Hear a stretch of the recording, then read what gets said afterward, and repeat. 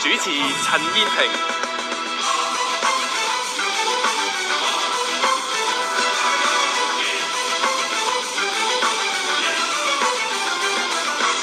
頭先啱咧喺節目嘅開場曲之前呢，大家聽到一個政府嘅宣傳短信啊，就真係咁啱得咁巧喎。佢又叫大家咧養寵物之前停一停，諗一諗，因為責任好大嘅。嗰個唔單止一隻動物啦，實際上亦都係一隻生命嚟㗎。你點樣去對待呢一個生命呢？嗱，今晚嘅自由風呢，我哋就想講一講咧動物嘅議題啊。喺直播室入邊呢，我哋係請嚟呢一位嘅朋友啦，就係香港非牟利獸醫診所嘅主席麥志豪㗎。麥志豪你好。Hello， 大家好，多謝你。你唔係獸醫嚟㗎嘛？我唔係獸醫，我係一個企劃人，我係一個企劃緊一個類似動物公立醫院嘅一個嘅 concept 喺香港。係嚇，咁你哋呢個香港非牟利獸醫診所亦都係做緊類似嘅工作啦。係啊，一個動物嘅醫療福利工作咯，一個嚇。係，但係除咗做即係接普通啲動物嘅主人啦，去到帶啲小動物嚟到睇醫生之外咧，會唔會都有更加多嘅職能係睇下有冇啲動物係真係俾人譬如虐打啊、虐待啊，然之後就帶嚟你哋嘅獸醫診所嗰度醫治咧？因為我見到唔少嘅獸醫咧，佢哋實際上都有醫學服務嘅喎，真係呢個非牟利嘅喎嚇。嗱，其實而家咧，我哋診所兩條腿走路啦，一個就係真係服務緊全香港大眾嘅市民啦，另一個就係我哋有個流浪動物醫療基金嘅，咁咧就係專係服務啲流浪動物嘅。咁啊，當然大部分工作流浪動物就係幫我哋絕育啦，咁啊同埋即係醫治啦。咁而家呢個 moment 咧，我診所有兩隻俾人虐待嘅貓喺度留緊院，一隻俾人虐待嘅狗喺度留緊院。咁即係話俾大家聽咧，其實我哋一直都係即係喺呢方面，我哋係即係我唔敢用不遺餘力呢4個字啦，但係真係樂意做，能力範圍之內做到幾多咧，都係盡做嘅。嗱，點解今晚咧我哋會請阿麥志豪上嚟傾下呢個話題咧？大家都會即係留意到㗎啦。其實睇急上個月中啊，順天村咧有一宗嘅虐貓案，係講緊呢幾名嘅男女，佢哋又圍住咧踢一隻嘅花貓，咁啊踢到佢死為止，咁啊都。愛護動物嘅人士聽起上嚟又真係相當之心傷啦。咁而啱啱咧，尋日嘅新聞報導咧，就亦都話係深水埗有2隻嘅花貓，係大概歲零嘅啫，都係貓仔啦，破肚當然亦都不在即係人世啦。咁而家咧都未能夠證實到咧佢究竟係唔係受到虐待嘅。咁但係呢啲事件咧都令到人哋關注到香港嘅動物權益啦。如果大家咧喺選舉嘅時候咧，更加應該都會留意啦。唔少候選人咧，佢哋都會以爭取動物權益咧作為佢哋政綱之一，又或者咧拖埋佢隻貓就拖埋出街，狗啊出街咁樣咧去到影相啊，係呼籲即係希望可以吸納到各方面嘅選票嘅。咁所以動物福利呢一個議題呢，亦都係香港咧越嚟越關注嘅。但係麥志豪啦，你哋我諗動物界呢，就成日都會提一樣嘢呢，就話不如成立個動物警察先啦。好多市民呢，唔係太明白㗎，動物警察係咪真係揾一個真嘅警察，但係就專去查動物嘅嘢呢？嗱，其實就咁嘅，動物警察係一個 concept 嚟嘅。我諗其實而家喺世界各地呢，都有唔同嘅形式。嘅編制咧嚟到去實踐呢一個所謂動物警察嘅觀念嘅，個目的就係話俾大家聽，就係話原來當我哋去調查啲動物嘅案件嘅時候咧，並唔係同人類嘅案件一模一樣嘅。因為對動物嘅知識係好特別嘅。咁啊，動物最慘就係咩咧？唔識講嘢。咁喺個搜證嘅過程咧係幾困難同埋幾複雜嘅，同埋亦都考驗咗一樣嘢就係咩呢？嗰個執法人員，即係嗰個調查嘅人員呢，嗰個意志、嗰個意願係唔係真係咁想為呢一隻動物去申冤？但係呢個好緊要㗎，因為唔係個人都愛動物㗎嘛。又或者每一個人都可能會覺得如果我做警察，如果我查啲大單啲嘅案，譬如話爆竊啊，或者係謀殺啦，起碼威啲，即係覺得威啲啦嚇。OK，咁如果有個譬如我都同啲警察傾過偈，佢話哇，你虐貓，我今晚如果你話嗰條後巷有人虐貓，你帶咗我過去，我搞咗成晚，咁點知呢？我哋查唔到啲大案呢，我覺得好似嘥咗個機會喎咁樣。咁呢個其實係一個問題嚟㗎。咁但係我哋唔可以否定一樣嘢，就係話呢，一定有愛動物嘅警察。所以其實喺世界各地裏邊，或者甚至香港，我哋講嘅動物警察咧，就並唔係話要警方一定要咧就成立每一區咧一隊警察，咁咧一 team 人咧呢 team CID 咧就淨係查動物案嘅啫，冇可能㗎。但係我哋會好願意睇到嘅情況就係話，有一班人唔使好多，但係佢哋係自願去受呢啲嘅訓練，同埋好有心去查一啲案。咁當然啦，裏邊好仔細嘅編制，其實真係要想同警方咧坐低慢慢傾嘅。亦都唔係我哋嘅專長，但係我相信呢一個可能性係絕對有嘅，因為喺唔同嘅地方都做緊嘅。嗱，雖然咧話唔同嘅地方都有類似咁樣嘅做法啦。老實講啊，如果你咧係打開電視機咧睇呢個叫動物頻道啊 ，Animal Planet 啊，係啊，又或者你睇國家地理頻道咧，都有唔少嘅節目咧係有講到呢一個動物警察咧喺外國點樣做嘅，甚至咧係有啲片集咧係跟埋個動物警察咧一齊去到執勤咧，睇下佢哋點樣查案嘅。但實際上翻到去香港嘅現實社會，香港市民就會好實際地問一個問題：警察梗係設立嚟維持我哋成個社會嘅治安先啦。顧梗係顧咗我哋人嘅治安先啦。根本而家有好多嘢，即係可能市民都覺得咧，想警察先援手嘅。譬如嗱，我哋又講緊家暴嘅個案呢，雖然近年係回落，亦都我哋講緊係話，即係啲警員呢已經係加強咗呢方面嘅一啲嘅訓練嘅灌輸，但係大家都會覺得喂，嗰度可唔可以再做多啲啊？咁又例如其他嘅案件，可能市民會覺得我應該係要顧咗個人先喎，我仲咁得閒分一個分支，即係咧有時就抽咗嗰啲人去咗查咗虐待動物嘅事故，分薄咗成個資源喎。嗱，我諗首先喺邏輯上咧，我哋一定要問清楚一樣嘢先，幫動物同埋幫人呢兩樣嘢係咪有排他性嘅先？嗱，呢樣嘢邏輯上絕對唔成立嘅，即係兩樣嘢其實冇排他性嘅，即係唔係 exclusive 話我幫咗人咧就唔可以幫動物。我講翻市民嗰個心聲啦，大家問心嗰句，我或者問翻順天村嘅居民啦，又或者問翻深水埗嘅居民啦，其實大家係咪願意見到你嘅隔離鄰舍每一日都會有啲貓俾人劏肚啊、掉落街啊？嗱，呢一個你安唔安心？咁呢個算唔算係治安嘅一部分呢？算唔算係你個居住環境一個安寧嘅一部分呢？嗱，我諗冇一個市民夠膽會同你講，我冇所謂㗎，你咪聽日掉狗落街咯，聽日咪揾強水淋佢咯，呢啲我哋冇所謂㗎。我諗即係可以揀嘅話，就算一個唔愛護動物嘅市民呢，佢都唔願意揀生存喺一個咁樣嘅社會裏邊，所以呢個其實係絕對係治安同埋安寧一部分嚟嘅。嗱，我見到咧，你喺網上咧，Facebook 啦，就發起咗一個嘅一人一信電郵嘅行動，一人一電郵嘅行動，係要求曾偉雄同佢直接對話啦，警務處長，同埋咧亦都係要求咧一定要設立咧呢個動物警察嘅。暫時睇到點反應啊？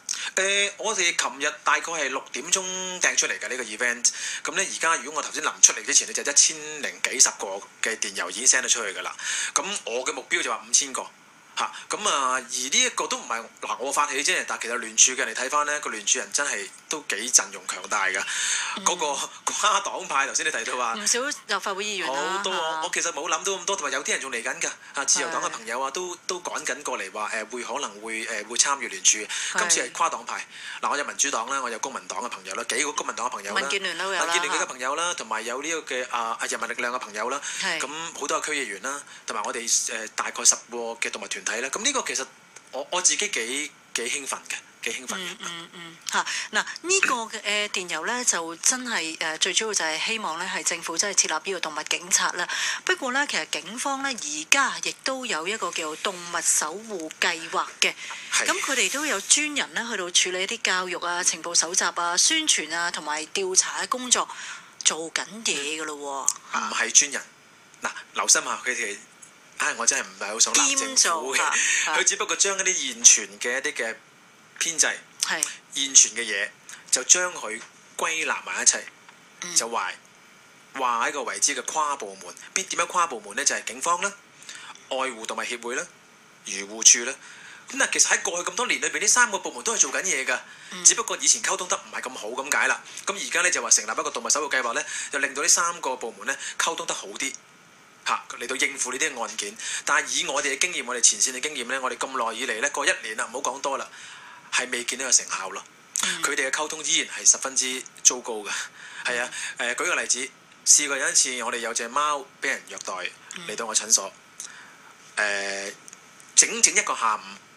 都未能夠搞清嗰隻貓屍究竟應該拎去愛護動物協會啊，定係漁護署啊，定係拎去警方？三個機構互相推搪，唔好話推搪啦，互相話唔係好似你度喎，呢個證物嚟喎，唔係喎，呢個你要化驗喎。咁整搞咗一個下晝，去到傍晚先至暫時拎住愛護動物協會先啦咁樣。咁呢個我哋見到其實都幾好笑嘅嚇，幾令人哋擔心嘅嗰個溝通嗰個情況。咁同埋而家我哋認為並唔係淨係溝通咁簡單，我哋需要一啲頭先我講過一啲特別嘅編制，同埋啲受過訓練，同埋真係愛護動物，真係好想去查呢啲案件嘅警察嚟到去承擔呢一個偵緝嘅責任。嗱，如果我聽你咁講咧，似乎就係要係警察入邊咧係有人去自願接受訓練啦。但係當你係要成立一個專隊處理動物嘅虐待嘅案件嘅時候咧，你就唔可以咧下下都淨係靠究竟有幾多人係自願去到受訓喎，即係一定咧係要花一啲嘅人手去到接受呢一項嘅訓練，然之後專責執行呢一項嘅工作喎。係啊，我唔覺得嗱，我哋講翻我自己嘅機構啊，我好多義工都係警察嚟嘅，係啊，佢哋成日同我講一句説話，只要成立動物警察，佢哋第一個參加嚇。我哋啲聲音係聽唔少㗎，其實好多我哋認識嘅警察咧。佢哋同我哋講咧，其實佢哋內部咧係好想有動物警察嘅。仲有一個幾好笑，講翻我經驗，就同一個警民關係科嘅朋友傾偈咧，佢話其實佢哋唔愛護動物嗰啲警察咧，都好想有動物警察嘅。點解咧？點解？佢煩少啲人啊？係啊，唔好輪到我查啊嘛。嗱，我講嗰個一個真事咧，就係譬如有單案，咁啊輪到嗰組 CID 查啦。佢第一個反應就死啦，我都唔識查。呢個係一個好自然嘅反應嚟嘅，因為佢哋見到嗰個案件嗰個複雜性同埋一個嘅陌生啊，我都唔識查點算呢？咁樣。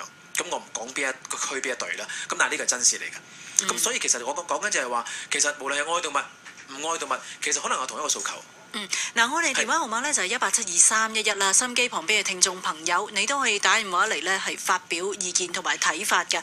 不過麥志豪，實際上如果真係成立一個動物警察咧，如果聽你頭先所講嗰個經驗啊，究竟嗰隻嘅貓屍應該係警方去到保留啊，愛護動物協會啊，定係漁護署？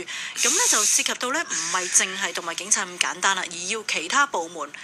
最簡單就係要獸醫嘅配合啦，即係話咧變咗咧，可能係舉個例，可能係譬如漁護署，佢下低要有一個獸醫嘅專組咧，就係專門去幫動物警察去接呢啲嘅個案喎。所以你講緊就唔係淨係講緊一個部門嘅事，而係講緊成個政策嘅事喎。係啊，但係其實而家咧，而家所有嘅動物受傷動物咧，都係由呢個嘅漁護署嘅獸醫官嘅一隊人去化驗嘅。亦都係佢哋有法定嘅權力嘅，即係譬如剛剛講翻嘅，而家我診所啦，我有兩隻貓咧，俾人虐待咧，受咗傷喺我診所度住緊啦。咁而家警方開始調查啦，呢個案嘅時候咧，佢都要求我將兩隻貓交翻去漁護署，等佢哋去檢查㗎。咁但係個問題就喺度啦，呢個幾 tricky 嘅，就係咧救呢兩隻貓嗰個義工咧就堅持唔肯。點解咧？因為佢哋都好擔心，大家都知㗎啦。如果隻貓去到漁護署咧，人道毀滅嘅機會係好高，真係冇乜信心啦。冇信心，所以佢哋而家拉鋸緊，堅持唔肯俾隻貓漁護署。咁你講緊就係包括埋後續服務啦。係啊，好複雜㗎其實。即係嗰隻貓去咗嗰度嘅時候，咁點樣咧？究竟因為漁護署譬如佢考慮係咪再醫治嗰隻貓，佢都要考慮到資源問題㗎嘛。正如而家有一啲嘅動物，如果係過分嚴重，即係受傷嘅話，都要考慮繼續醫治落去係唔係對嗰隻動物係最高嘅福祉噶嘛？咁你呢度亦都係牽涉到一連串嘅嘢喎，跟住仲要考慮到隻貓醫好之後係咪有人去領養？但係個問題就係咁咯，點解唔俾 NGO 去幫手咧？但係呢個幾詭異嘅，因為到而家為止咧，漁護署都話只有佢哋嘅法定嘅獸醫咧，先至有咁嘅權力去證明隻貓是不是人為受傷啦，定係是不是意外受傷？因為佢要取證啊嘛。咁但係問題就係全香港咁多獸醫，咁我診所都有14個獸醫，咁難道我啲獸醫係冇牌嘅咩？我哋都有咁嘅經驗同埋能力去話俾你聽，寫翻個 report 俾你，認為呢隻貓究竟係似係人為啊，定係意外？我哋啲獸醫大家都會顧住自己嘅牌，佢哋唔會亂寫㗎，佢哋冇必要亂寫話，呢隻貓俾人虐待啊，都有證據。都要有好清晰嘅分析。咁呢樣嘢其實我哋都要求咗好耐，要開放翻個渠道俾其他一啲 NGO，譬如話我哋啦，或者坊間其他診所咧，係可以有咁嘅權力去證明隻貓係受傷係點嘅情況。好嗱，1872311休息一陣呢，我哋翻嚟聽一聽聽眾嘅睇法啦。歡迎收聽香港電台第一台，而家由丹尼爾報導香港趣聞。12月16日，開心日報開開心心工展會喺維園同聽眾街坊與眾同樂。咁究竟當日有咩玩呢？不如問下何守信。當日我哋會同大家玩遊戲送獎品，歌手包括堂兄妹 AOA， 詳情請收聽星期1至5朝朝10.4開心日報。聲音更立體，意見更多元，自由風，自由風，自由風。電話號碼1872311有陳小姐，你好，陳小姐。係。陳小姐係請講啦，係。你好。你好，係。係。麥生你好。係。係我呢係代表我哋好多同事、朋友、親戚同埋其他嗰啲 NGO 團體係救動物嗰啲，發表一個意見就係，我覺得而家香港嘅人就係完全係冇同情啲動物嘅心㗎，佢哋只係會蝦啲弱小。你唔好講話流浪貓先啦，好多人自己屋企養緊嘅狗，佢哋都一樣係咁樣劈出街當垃圾咁。係啦，咁同埋而家太多人呢，可以講係香港個生活壓力太大啊，咁佢哋呢好多時平衡唔到個心理，佢哋就揾啲弱小嚟到出氣。咁呢個動物警察嘅成立呢，你唔多唔少，等於你有3合會，有警察成合對付3合會啊，或者係掃黃啊、掃毒啊，乜都好。你一成立咗之後呢，起碼有一個阻嚇作用喺度。我覺得呢樣嘢呢係好緊要嘅，起碼俾人哋知道政府唔係藐視呢啲動物嘅生命，係咪？而咁多愛護動物嘅市民，呢個世界有好多，唔係就係香港。係。咁我哋覺得係，我哋喺度哀求，唔好俾咁多變態嘅人去揾呢啲動物嚟到出氣。即係起碼你覺得最重要就係要俾個訊息咧，政府係正視呢個問題啦嚇。係啦。即係你話至於啲貓係點樣去醫治嗰啲咧，我覺得咁多動物嘅團體有成10幾20個香港，一定可以諗到個方法，大家一齊去 work 嘅。絕對。好。係啊。多謝晒你意見啊，陳小姐，跟住聽埋咧李小姐先。李小姐你好。係你好。你好，李小姐請講啦。係，我想問咧，其實咧近排嘅虐貓個案咧，其實香港嘅法例嘅話咧，比外國嘅動物權益其實落後咗好多。但係咧，香港呢邊嘅政府啊，加埋警察其實冇重視呢個問題咯。我話俾我好想話俾警方嗰邊聽，或者係有知識嘅人士聽啦，因為佢哋全部都係有知識嘅人同埋動物生存嘅。其實基本咧，地球一早係大家都係一同共存嘅，但係只不過係人嘅智慧凌駕咗佢哋，而操襲咗佢哋嘅生死權。但係咧，我哋香港呢邊咧，動物權益又落後咗咁多。咁所以嘅話，其實如果我正常嘅話咧，係應該係要改法例嘅。例如希望成立動物警察啦，因為其實你話可能浪唔浪費警力嘅，其實就睇你自己嗰個衡量嘅啫，但係我哋講其實成立咗動物警察，咁其實起碼有一個阻嚇嘅作用。係嗱，你講呢樣嘢咧，其實啊李小姐多謝意見先。不過李小姐講嘅一樣嘢都重要嘅。如果你就算有咗動物警察，但係你相關嘅法例咧唔能夠配合嘅時候，亦都係徒勞無功嘅喎嚇。係啊，所以其實我哋都爭取過好多年咧，去將譬如約束嗰個罰則咧係增加啦。而家就20萬同埋監禁3年啦，最高嚇。但係好可惜咧，每一次判咧都判得好輕。以我哋嘅經驗咧，每一次都係罰幾千蚊啊，即係監禁嗰啲就可能係幾個禮拜啊、2個月。咁當然我哋唔可以影響法官話，可以罰重啲。但係其實我諗呢個對虐待動物嗰個訊息咧，頭先你譬如聽兩位聽眾咧，佢哋都並唔係我哋想象中話，哇呢啲事唔使理啦。其實係同我哋係好切身關係，大家都好關心，係生活嘅一部分嚟嘅。但係譬如而家防止殘酷對待動物條例罰款20萬同埋監禁3年，夠定唔夠呢？你問我哋梗係話唔夠啦。個阻嚇性係唔夠，因為你見到嗰個按比例你增加咗之後，而家可唔可以嗰個被判個罰則，亦都希望按比例咁樣個判刑係重啲咯。因為你而家你罰20萬同埋3年，咁見到現實情況就係話幾千蚊坐2個月，咁我覺得其實應該係按住個時代進步咧，應該繼續去增加呢個罰則。好嗱，電話號碼呢1872311，就嚟7點半啦，我哋先休息一陣呢，翻嚟呢，再同大家傾下動物權益嘅問題。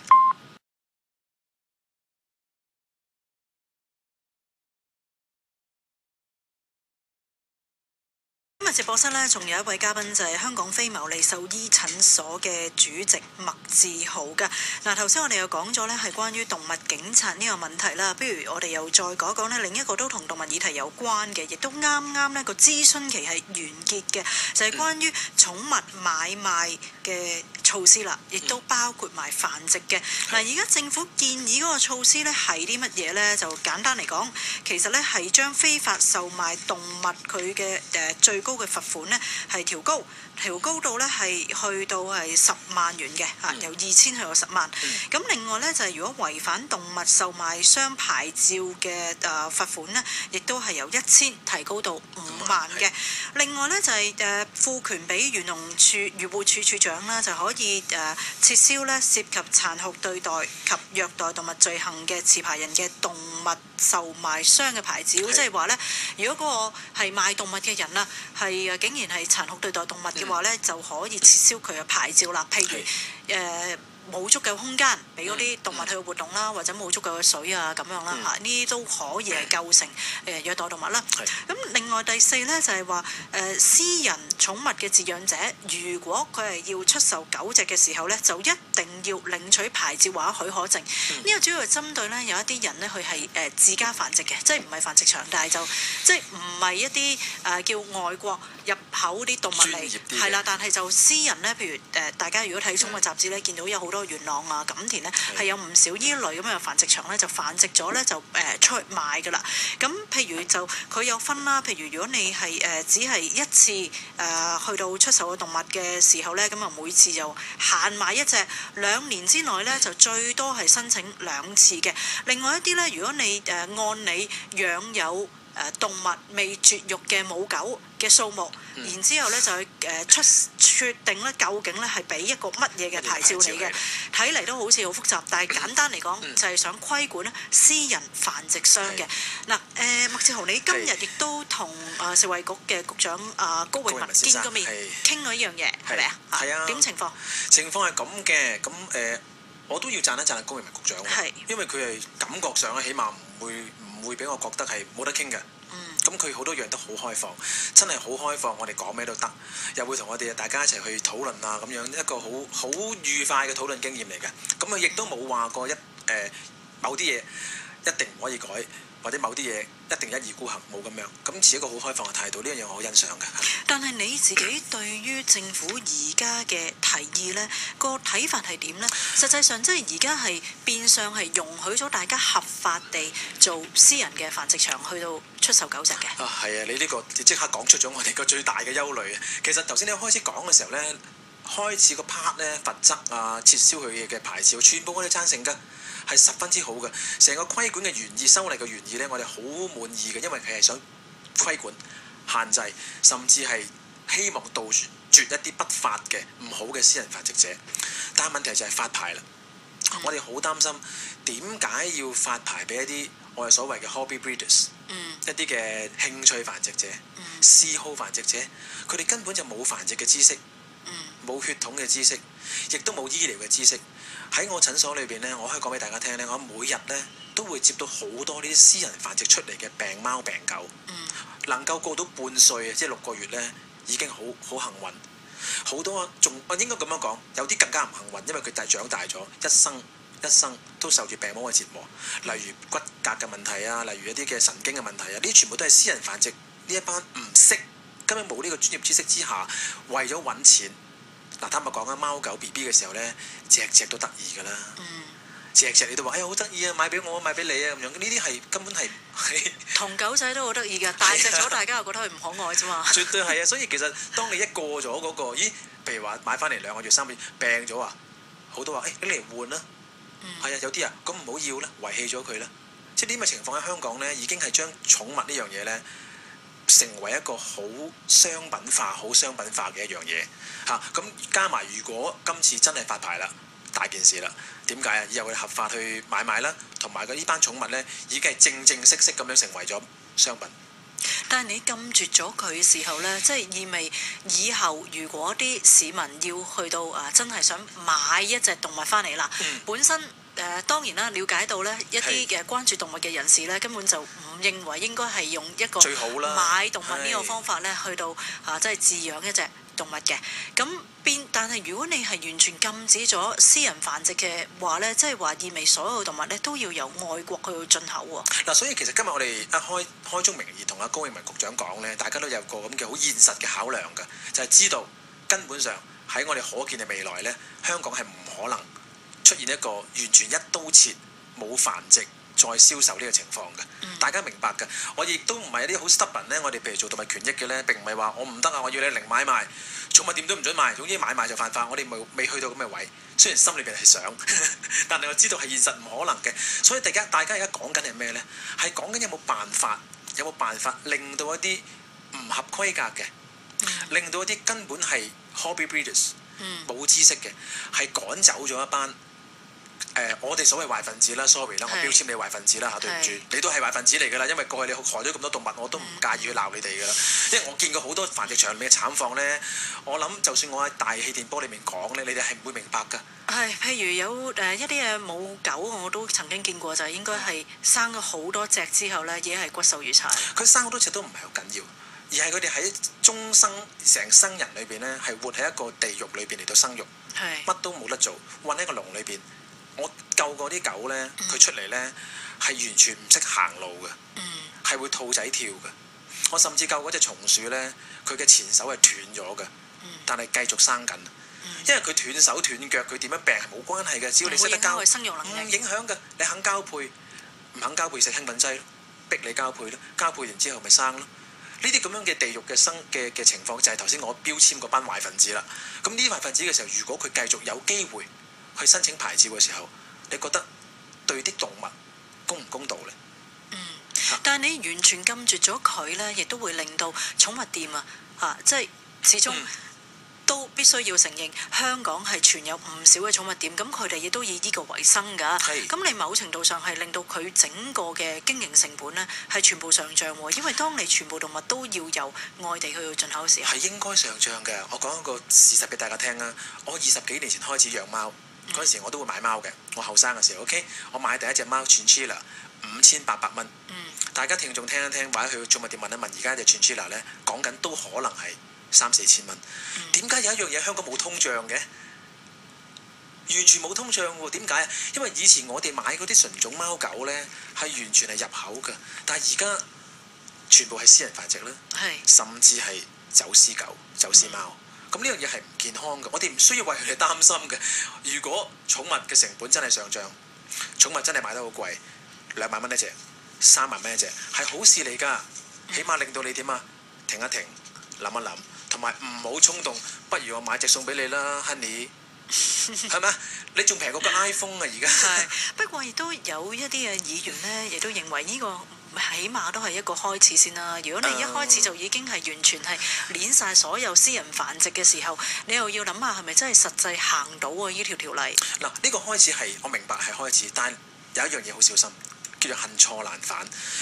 高局長都講過，啲牌照如果我哋今次真係發咗，係好難收得翻。當一個牌照發咗出去，係好難收得翻。咁即是話呢，如果今次我哋係決定好啦，當係開始啦，我哋讓步啦，我哋俾一啲私人繁殖者都可以攞牌去做呢啲咁嘅生意嘅時候呢，咁佢哋就繼續存在喺香港噶啦。香港就會多咗一樣嘢叫做私人繁殖業，多咗個行業啦。我哋成日講笑嘅，哇，會唔會遲下會一樓一狗呢？會唔會遲下會有呢個香港嘅寵物工廠啊、寵物城啊咁樣？咁呢，梗有一間喺做緊，因為而家佢個牌照係好涵蓋性嘅。係好 accommodating，你每一樣嘅人1隻至4隻又可以申請啦，1隻又可以申請啦，5隻以上都可以申請，無限啦。咁即係根本上，我哋成日都講話大有大做，小有小做，梗有一款牌照啱你做。好，電話號碼1872311，有 Connie 喺度嘅 ，Connie 你好。喂，你好啊！你好 Connie，係你好。咁我哋咧其實自己都係成班愛護寵物嘅人士啦。咁最近見到咁多新聞，今日嘅主題係講緊動物警察啊嘛。係動物警察。係啦，咁我哋即係發表翻自己啲意見啦，因為我哋即係成班人都覺得，其實最近咁多依事件咧，雙方面啦。嗱，首先我係自己中意寵物嘅，我哋明白，我哋唔可以要求你哋唔中即係一齊都中意。但係真係，其實香港政府係咪應該平衡啲，真係去成立呢樣嘢，發啲聲音出嚟？例如有啲好似演藝人士啊，或者我哋一般小市民，其實都會發現到呢一排真係都好嚴重。調翻轉嗱，睇翻平均啲，咁我覺得自己即係自己嘅個人睇法啦。其實可能呢一班人咧，佢喺度虐殺佢哋咧，亦都係可能有啲抗議啊，或者係一啲即係我唔知佢嘅心態啦，係引人注意啊。其實係即係可能各式各樣嘅原因都有啦嚇。挑戰啊你嘅事係點樣啦？咁我只不過係想發表話，首先我覺得最即係急進真係要成立呢樣嘢，起碼有個控制嘅嘢啦，同埋我哋有個平台啦。咁另外我又覺得其實應該係真係進行一啲教育，又或者一啲專業人士咧，即係其實將佢哋平衡。其實人寵係可以共融嘅，你唔中意，但係你唔好約束佢，因為佢本身係一條生命嚟噶嘛。佢係冇聲音，同埋嗱調翻轉，如果呢啲人有咁嘅動機咧，即係我覺得其實佢係有人注意，今日殺寵物，下一次殺人。好多謝晒你 Connie 嘅意見，相當清晰啦。聽埋朱先生先，朱生你好。係，你好，朱先生，請講啊。我就你好。出咗街嘅啦嘛？係啊，請講啦，請講啦。係麥小姐你好啊，同埋係啊，麥生，我係陳燕平，你好。係嗱咁嘅，我就覺得咧，啲約束呢啲問題咧，我就覺得就算啲主人都要管束咯，因為好多主人咧，佢係養啲畜生咧，係直情咧係會騷擾到人啊。例如啲狗咧係好大隻嘅，就住喺啲人多嘅地方度，咁你人行過就吠得好緊要。根本上咧，佢甚至乎係唔去綁啦。其中我有一個朋友咧，佢隻狗係俾人虐殺而死嘅。咁佢點咧？即係佢好中意玩一種遊戲，就扮驚啊！跟住咧隻狗就追出去，咁佢一路咁樣教隻狗，咁佢逢親有人行過佢門口咧，佢就扮驚，即係其實係一個社交化嘅過程啦，對於狗嚟講都係。咁於是佢兇慣個主人，咁跟住見到其他人，佢咪又兇其他人咪會覺得佢係有危險咯嚇。係啦，好清晰。嗰隻狗就俾人哋淋啲強水啦。咁我見咗我都覺得雖然話唔啱，但係個主人亦都好有問題啦。最後我諗佢阿爸咧出手，成度毀滅咗隻狗佢咯。但係朱生，你覺得咁樣去，因為嗰隻狗犯錯啦，或者主人犯錯啦 ，OK， 咁真係犯錯嘅，係咪就可以殺咗佢咧？係咪就可以虐待佢咧？唔應該，但係問題啫。要即係如果你哋係講緊呢個動物警察嘅話咧，係要。即係要涵括埋呢個管束個狗主啊！即係教育嘅範疇都應該要包埋咯。多謝晒朱先生。咁頭先我諗朱生講嗰個咧，亦都反映咗部分市民嘅心聲同埋實況嘅。老實講啦，即係動物咧都真係需要一個社交化嘅過程嘅。如果你身為動物嘅主人，你唔去到教嗰隻貓好難教啦，同埋貓喺屋企嘅啫，唔教嗰隻狗咧點樣去到譬如係即係出街嘅行為啊等等各方面咧，亦都真係好容易惹人反感嘅喎。絕對係嘅，所以我哋成日都教翻啲狗主咧，我哋話你哋唔可以認為咧愛貓愛狗就大晒，愛心真係唔係大晒嘅。佢哋咧成日話你哋咁樣對啲貓狗對你唔好調翻轉，你都唔可以唔為人着想嘅。咁呢個信息係好清晰嘅，其實相輔相成啦。跟住有黎小姐，你好，黎小姐。係你好啊，陳小姐同埋麥生係咪啊？你好，係麥生，你做多啲動物嘅嘢咧，幫多啲動物，我覺得幫啲你哋啲人咧，咁動物真係會有多啲嘅福利咯。我贊成香港咧係要有呢個寵物動物嘅警察咯，因為依家好多人咧，我唔知點解香港可能即係有啲人即係受得工作壓力太大啦，有啲人即係可能心理不平衡，揾啲動物嚟發泄，因為嗰個動物咧就係最冇能力反抗噶啦。咁同埋我覺得咧係唔應該發牌俾一啲私人嘅人咧去繁殖個動物嚟賺錢，我覺得係一個好唔道德，同埋令到啲小動物咧更加多小動物咧受到虐待同埋不公平嘅對待咯。我好反對將啲動物當做商業用品咁去賺錢啊！希望高局長聽到啊！多謝晒黎小姐。但係黎小姐呢一個課題咧，亦都背後更加隱含住另一樣嘢，就係我哋咧係唔應該將動物當做商品。如果唔應該將動物當做商品嘅時候，我哋係不應該鼓勵動物嘅買賣嘅喎，應該係鼓勵動物嘅領養喎。所以我哋其實今日其中一個議題咧，同阿高局長傾嘅時候咧，就係話究竟個願景係點先？究竟個願景，其中一個願景我哋冇話逼咧，我哋希望阿高局長咧就去承認，去話我哋香港有咁嘅願景，希望逐漸減少動物買賣，而與此同時逐漸增加領養渠道。咁如果政府肯做呢樣嘢咧，其實我哋已經係好文明㗎啦，喂，其實好開心㗎啦。而家動物領養渠道係唔少㗎嘛，好多即係你唔好計政府嗰啲先，實際有唔少嘅民間嘅團體，即係動物愛護動物嘅組織咧，佢哋亦都係做緊㗎嘛。譬如有啲領養日啊、領養馬拉松啊，周不時都有㗎噃。咁但係你一定要做翻一個日相輔相成啦，你要減少一啲出售動物嘅渠道，令到你唔好通街你咁容易幾百蚊、千零蚊買到隻動物，買隻純種動物。而另一方面你要領養一隻動物咧，講緊一隻唐貓唐狗啦，咁香港人都係有啲係貪慕虛榮嘅，即係我細個都係㗎，我唔好話我自己都係嚇，中意買名種嘅。你付出個咁低嘅代價買到隻名種，嗱坦白講，以心為心，一個普通嘅市民，佢會話：不如買隻 Poodle 啦，唔好領養唐狗啦。所以其實有名嘅啲先係要兩方面一齊做嘅，你一定要兩條腿走路。首先令到呢啲咁樣嘅咁濫嘅名所謂純種貓狗，唔應該俾佢哋存在喺市場上邊，太濫啦。而另外就好鼓勵市民去養唐貓唐狗。麥志豪，聽你講動物權益咧，你又真係好鬼肉緊喎。有咩原因令到你咁關注動物權益咧？其實咧嗱，我可以，我諗好多人都誤會咗嘅。其實我並唔係一個貓痴狗痴嚟嘅，雖然我養咗8隻貓。8隻貓你仲唔認貓痴？唔認，死都唔認。我唔係，我認為咧係要100隻先係貓痴。Anyway，咁唔得，100隻冇活動空間咁，虐待動物㗎啦。但其實我係好理性嘅。我諗我從事動物權益咧，得一個原因嘅啫，公義。我本身係一個好唔抵得頸，即係見到啲唔公平嘅嘢咧，我就好嬲嘅人嚟嘅。咁所以我覺得其實呢個世界最唔公義係咩咧？最弱勢嘅係咩咧？一定係動物。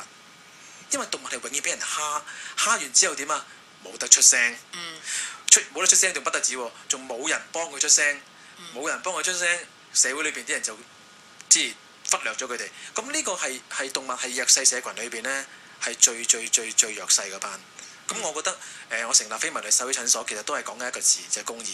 嗱，你哋個獸醫診所有個名叫非牟利，實際係咪真係非牟利？真係非牟利。我用嗰個 concept 係咩咧？就係總之你唔好要我蝕錢，我要計到嗰個營運成本，我要用幾多錢，我希望能夠收得翻我嘅營運成本，令到佢唔好執笠。我可唔可以形容係係咪註冊慈善團體？註冊慈善機構。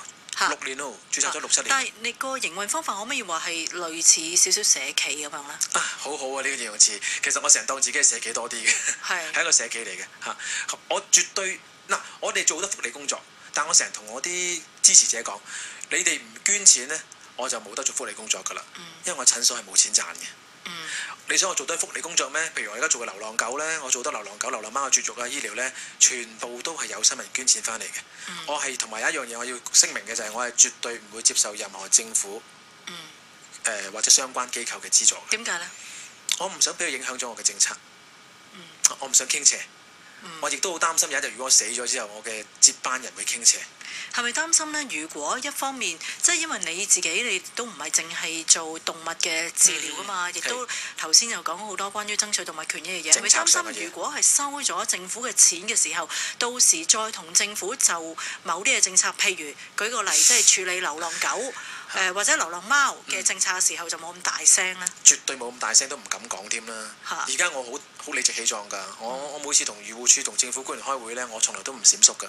係啊，因為我冇收你錢啊嘛。但係你講到係非牟利咧，亦都唔係話完全免費，係會係要收翻一個低營運嘅成本嘅。係啦嚇，不過對一啲好弱勢嘅社群，例如咩咧？獨居婆婆啊，一啲嘅傷殘人士啊，攞綜援啊，佢哋就有更加大嘅優惠啦。即係佢成本，我俾個成本之外咧，多數都會攞到半價，甚至有啲係即係可以有得商量免費嘅。咁呢個你都要睇翻佢每個人嘅經濟環境去決定啦。係啊。最終個目標你係想做一個點樣形式嘅診所咧？我成日想做一間所謂嘅動物公立醫院。我成日希望咧，我覺得最唔公義嘅地方就係人病咗，一定唔會冇人醫嘅，係咪？人病咗你點窮都有人醫噶嘛？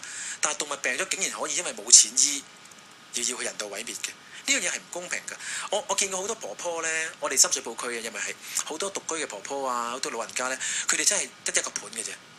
隻貓啦，隻狗啦，你哋夠唔夠膽同佢講？阿婆冇錢冇可能養貓啦，死咗佢就算啦，隻貓。講唔出嘅係咪啊？個朋友嚟嘅喎，我真係講唔出啦。所以通常呢啲婆婆嚟到嘅時候咧，即係我哋係會幫到佢。公立醫院意思係咪真係想公帑有啲補貼啊？長遠願景。長遠願景，希望政府真係有補貼嚇喺呢一個醫療嘅福利制度底下。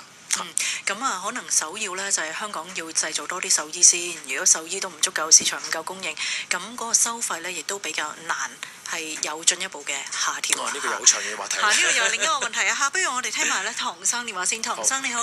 係。你好，唐先生，請講啊。係。咁嘅係。但係每一個喺地球上每一個生物佢有每個權利啦，生存權啦。係。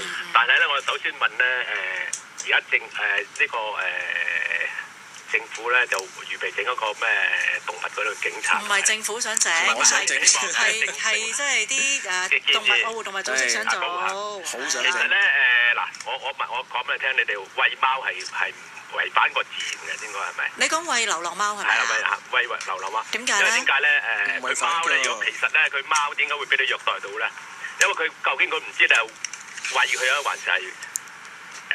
即係你嘅意思係成隻貓係好難嘅。明白，即係你嘅意思咧，就係如果有流浪貓嘅時候咧，你餵佢咧，反而令到佢更加親近人類。咁於是，如果有人係心懷不軌，佢都唔識防備。佢自己會揾嘢食噶嘛。狗就唔同喎，狗係咪？有啲誤會啊！我諗呢位先生，因為其實咧喺香港嘅流浪貓咧，其實唔係野生貓嚟㗎。佢哋嘅學名叫 domestic cats， 即係大部分嘅喺街上面流浪嗰啲貓咧，其實係黐人嘅。就算你唔餵佢，都係黐人嘅。佢哋唔係野生，唔係 feral cats 嚟㗎。係啊。我聽咧你而家以我哋睇咧，流浪咧貓唔會啲波斯貓或者嗰啲短毛嗰啲泰國貓，全部都係中國式嗰隻貓嚟嘅。咁我嗰啲貓係可以捉老鼠嘅。咁係啊，其實就啱唔啱啊？啱，但佢都好黐人㗎。你有冇見到波斯流浪貓？我未見過喎。係嘛？OK 我諗啊，唐生咧就喺度講緊即係啲人去到餵飼動物嘅時候，會唔會係製造更加複雜嘅問題啦？譬如會唔會係引到更加多嘅流浪貓係污染環境啊，甚至係令到佢哋減低對人嘅警戒心啦。不過亦都咁講咧，中國人咧從來就視動物係一種工具嚟嘅。狗嘅功能就係我嚟開門口，貓嘅功能就梗係要嚟捉老鼠咧，買當寵物。我想加多句，餵貓餵流浪貓流浪狗咧，其實係我哋應該有嘅慈悲之心嚟嘅，因為佢哋真係冇覓食能力嘅時候咧，餵係應該嘅。但係你與此同時都要睇下點樣管理好佢喎。當然啦，餵完之後如果不斷咁樣生成大堆嘅時候，對於啲市民嚟講，都覺得好滋擾喎。所以咪要絕育咯，所以又要餵又要絕育咯，呢個係我哋並行嘅一個路線嚟㗎。咁所以你哋會唔會即係都譬如同愛護動物協會啊之類咧，係就譬如流浪貓啊或者流浪狗嘅一啲處理係有一啲合作嘅計劃咧？我哋冇合作，但係大家做緊嘢一樣嘅。佢哋有個 CCCP 一個貓隻管理計劃，我哋亦都幫好多舊區重建啊，或者一啲嘅唔同地方嘅流浪貓狗咧做住計劃。呢個係大家都共同目標嚟㗎，唔會有相衝㗎。講到動物權益咧，其實仲可以好多嘢傾㗎。不過今晚傾到呢個為止先，拜拜。多謝。